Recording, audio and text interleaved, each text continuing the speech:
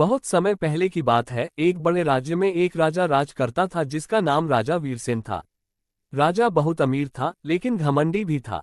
वह सोचता था कि दुनिया में उससे बड़ा और समझदार कोई नहीं। एक दिन राजमहल के दरवाजे पर एक फकीर आया। वह फटे पुराने कपड़े पहने हुए था और उसके हाथ में एक लाठी थी। फकीर ने कहा, मुझे राजा से मिलना है। मेरे पास उसके लिए एक तोहफा है। राजा को जब ये बात बताई गई तो वह हंस पड़ा। एक फकीर मेरे लिए तोहफा लाया है, ये तो मजाक है। लेकिन फिर भी उसने उसे दरबार में बुलवाया, सिर्फ हंसी के लिए। फकीर ने राजा को एक खाली डिब्बा दिया और बोला, ये डिब्बा अनमोल है। इसमें जो डालोगे वो गायब हो जाएगा। राजा ने हंसते हुए उसमें सोने का सिक्का डाला और सचमुच वह गायब हो गया। राजा हैरान हो गया। उसने उसमें एक हीरे की अंगूठी डाली, वह भी गायब। अब राजा लालच में आ गया और बोला, इस डिब्बे का रहस्य क्या है?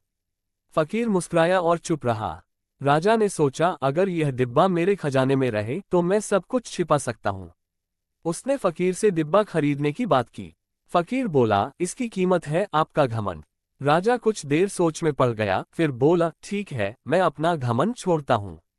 मुझे ये डिब्बा चाहिए। फकीर हंसा और बोला, अब ये डिब्बा तुम्हारा नहीं रहा क्योंकि तुम बदल गए हो। राजा ने चकित होकर पूछा, मतलब?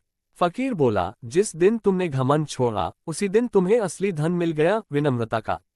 अब तुम्हें किसी जादू की जरूरत नहीं। और वह गायब हो गया।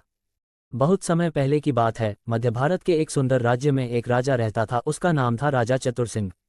वह बुद्धिमान तो था, पर उससे ज्यादा वह खुद को समझदार समझता था। हर हफ्ते वह दरबार में बुद्धिमत्ता प्रतियोगिता रखता, जहां जो भी उसे हंसा दे या हराकर चतुर साबित हो जाए उसे इनाम दिया जाता। पर 5 साल में कोई नहीं जीत पाया था।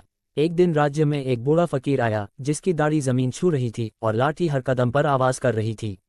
उसने दरबान से कहा, राजा से कहना फकीर आया है उसे हराने।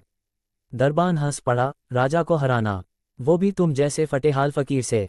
लेकिन फकीर मुस्कुराया, तू बस संदेश पहुंचा दे, तू राजा नहीं। राजा चतुर सिंह ने जब सुना कि एक फकीर उसे हराने आया है तो वह ठहाके मारकर हंस पड़ा। इस राज्य में मुझे कोई नहीं हरा सका, अब एक फटी पुरानी लाठी वाला आएगा मुझे मात देने। लेकिन फिर उसने सोचा, दरबार में थोड़ी हंसी मजाक हो जाएगी, बुलाओ उसे। अगले दिन फकीर दरबार में आया। न तो उसके पास गहने थे, न तलवार, सिर्फ एक मुस्कान और एक झोली थी।